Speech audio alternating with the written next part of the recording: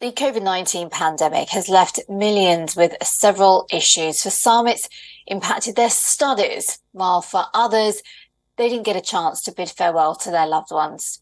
However, a new report has shed light on the impact of the pandemic on children, as parents complain that their children appeared more worried and less confident.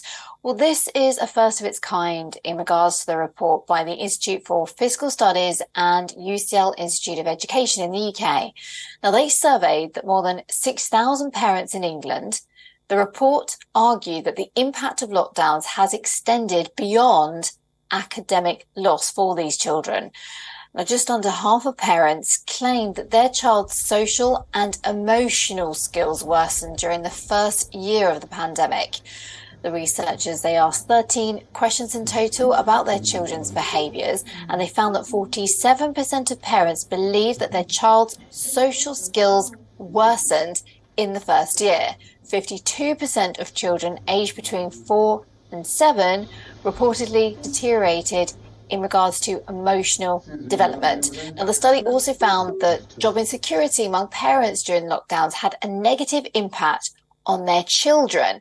Now, according to government data, persistent absence from school has doubled since the pandemic, and the number of pupils who miss 50% of lessons has also doubled. Now, meanwhile, a separate research shows that eating disorders among children have doubled in the last 6 years. Now, according to the NHS data, around 12,000 people under the age of 18 reported eating disorders in 2022 to 2023, and this is up from 5,240 in the years between 2016 and 2017. Now, experts, they argue that this kind of disruption to children can have long-lasting consequences. Some researchers claim that such impacts on children are higher than before the pandemic. For more on this, Mark Brolin is joining us now, an economist and geopolitical strategist and author, joining us live from London.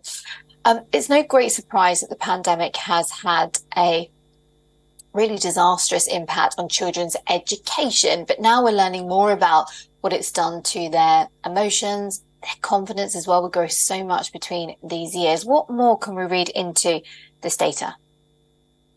Well, on the one hand, it's sort of difficult since this was a unique situation. We have no reference studies, but there can be no doubt that this has been harmful in many ways. But there is an element of what you look for, you will find. So that's one dimension to this. But it has been, the exposure to social media has been much talked about for a long time.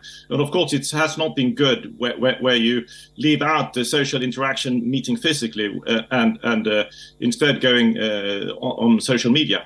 I think one element that might be coming up even more over time will be that children leaving the nest, so the sort of older children those who were around 14, 15, 16 years old during lockdown, those who prepared to become more independent, they might have been more severely affected than the others, since they have started to gain independence or working on that from their parents, but they had to go back to their parental home. So that has been one damaging effect that I think more studies will be done over that over the coming years. And you mentioned social media there. Do you think that that's got a part to play in all of this? Because when we were in lockdown, more and more people were spending their time on social media, and we know that for this certain age group, it can have detrimental impacts on their confidence, because you're looking at all these beautiful people with maybe more money, looking like they're having a fantastic life. What impact do you think social media has had as well on children's, perhaps, maybe confidence, elements of depression as well? I think almost all studies are saying the same thing, that it has been really harmful. And I think that's easy to say even by ourselves. I mean, if we meet someone physically, we will be less nasty just because they are standing 1 meter from us. So we have to behave a bit more than if we do it over online. So I think that effect has certainly been damaging. And I think we knew that even before lockdown. Mark Brolin, that's all we've got time for, but absolutely fascinating. Thank you so very much indeed for your analysis on that today. That's Mark Brolin there, economist and geopolitical strategist and author, joining us live from London.